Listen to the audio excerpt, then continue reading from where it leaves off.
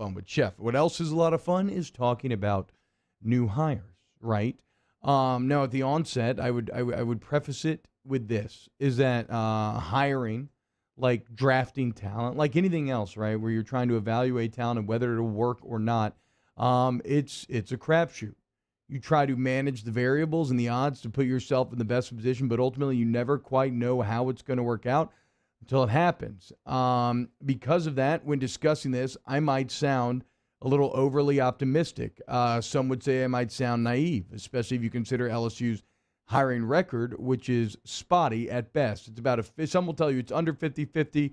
A more generous interpretation could say it's about at 50-50, but the point is it has not been any kind of 100% success rate. That said, every new hire, since it could go either way, is kind of like Schrodinger's hire, right? You don't know if the coach is good or bad. Is the cat alive or dead? I'm going to choose to be optimistic. I'm going to choose to believe that the cat is alive. But now, I think there's some reasons for doing so, right? I don't think I'm completely going out on a limb, but let's just be upfront.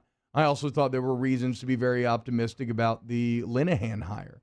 And it was mainly the fact that it was a resume hire. This was a guy with oodles of experience that was coming to be your passing game coordinator, right? How could that go wrong? Well, it did. Because although he had all that experience, it didn't look like he was really too knowledgeable in terms of modern offensive theory, right? In terms of innovation. And that's where this hire is maybe the complete opposite of the Linehan hire, which from a hiring parameter standpoint, I like, because that means that you looked at what you did last time. You said we did this, we went too old, we went too safe, we went too resume-based, and it ended up biting us in the ass. We're going to engage in a little more risk. We're going to engage in a little more trust this time. We're going to engage with a little more youth, and we'll see if it works out. And what it means now is that the fate of LSU, and I don't think this is any exaggeration, the fate of LSU is tied to these two young cats, Jake Peetz and DJ Mangus, who are now joining the staff. Orgeron has to get these hires right. When you look where LSU sits right now, you're at a crossroads. You managed to stabilize what looked like a program that was completely imploding just a month and a half ago. You pull back to 500. You avoid the losing season. You put together a great recruiting class. You make the tough coaching decisions that need to be made. Like I said, you have stabilized. And the opportunity to get back to being relevant, to being championship relevant, immediately the opportunity is right there, but these hires have to work out. Right? These offensive guys in Peetz and Mangus, think about what they're inheriting. They're going to inherit a very experienced offensive line. We still don't know the extent of which, because we'll see what the tackles end up deciding. But an offensive line that could have, maybe like 50, maybe like 60, 70 starts to their name. It maybe even more when we actually get into the numbers. You're going to inherit a quarterback room that, as we discussed yesterday, is as good as I have ever seen at LSU. Not to say that there haven't been better quarterback pairings at LSU, but you got four guys right now. And I don't know when it's the last time that you said that you felt comfortable with four guys. You got a cat in Kayshon Boutte who just set an SEC record. And really, just look at Kayshon Boutte's games after Terrace Marshall left. If that doesn't get you excited about his potential, nothing will. And that's not even getting into TDP, John Emery. The point is, you have the talent, right? And so these coaches have to do what Linehan and company failed to do last year, and that was to maximize that talent. And let's be clear, the offensive bar is high. The offense was not bad last year. It only felt bad in comparison to 2019. It felt bad because it felt stagnant. It felt like the innovation of 2019 was left behind. And so that's what these hires were all about. It was about getting back to that innovation, getting back to Joe Brady's tree. And that's where this is so interesting, is that Peetz and Mangus, right? We talk about Linehan being a resume hire. Peetz and Mangus are not.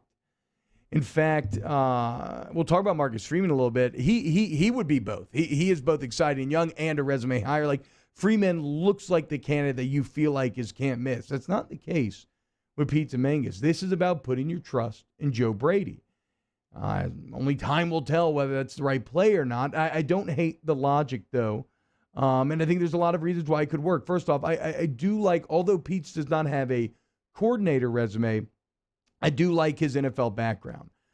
He spent basically 10 years in the NFL with a couple analyst stops at Alabama. And within those 10 years, he had a lot of success, or at least he was tied to a lot of individual success that some players had. He was the quarterback's coach, assistant QB coach, and then QB coach over there in Oakland with Derek Carr.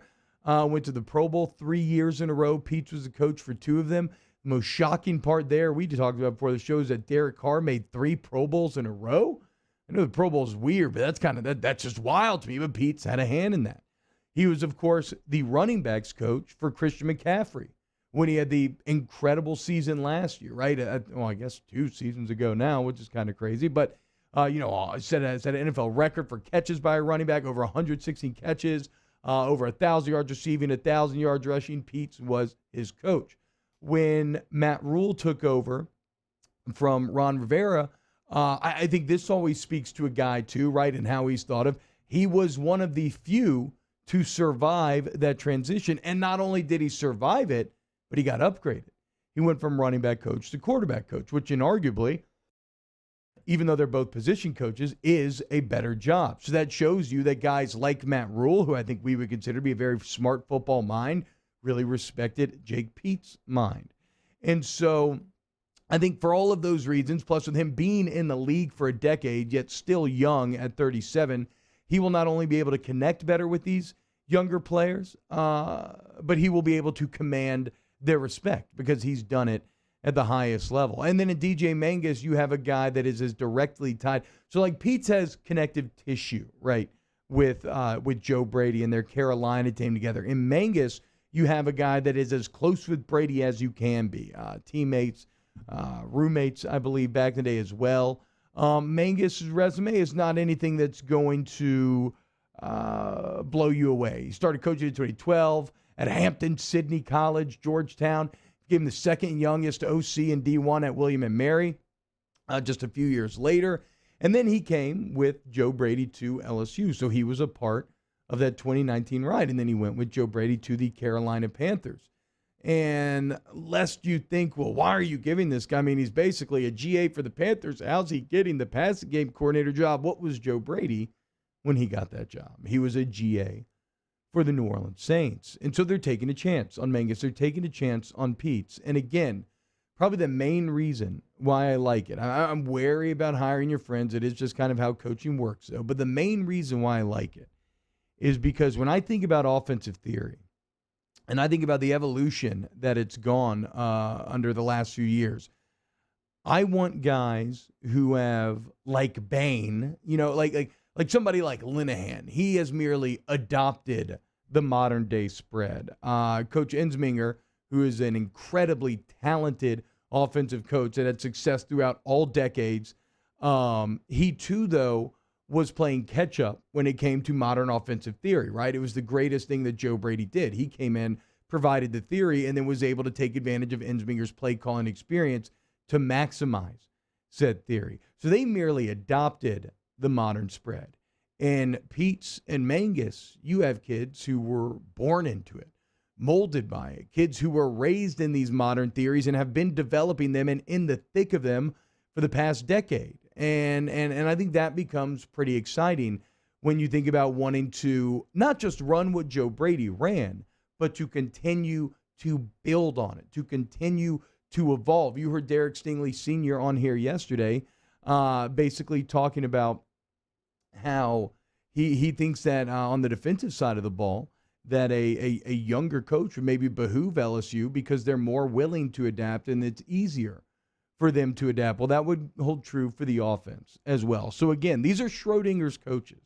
This thing could go either way. And so ultimately, your brain is going to frame it however you can. Maybe I'm just an overly optimistic person, but I think there are various reasons to like these hires. And there's many, many more reasons, however, to like the guy who's visiting on the defensive side of the ball today. So we will come back. And unless Chef has responded, which I'll have to check my text during the break, we will come back either with Chef or we will come back and we will dive deep into Marcus Freeman and his visit to Baton Rouge and why, as an LSU fan, I don't even know if the Schrodinger analogy applies. He looks like he could be one of those can't miss home run hires, and we'll discuss it next here on Off the Bench.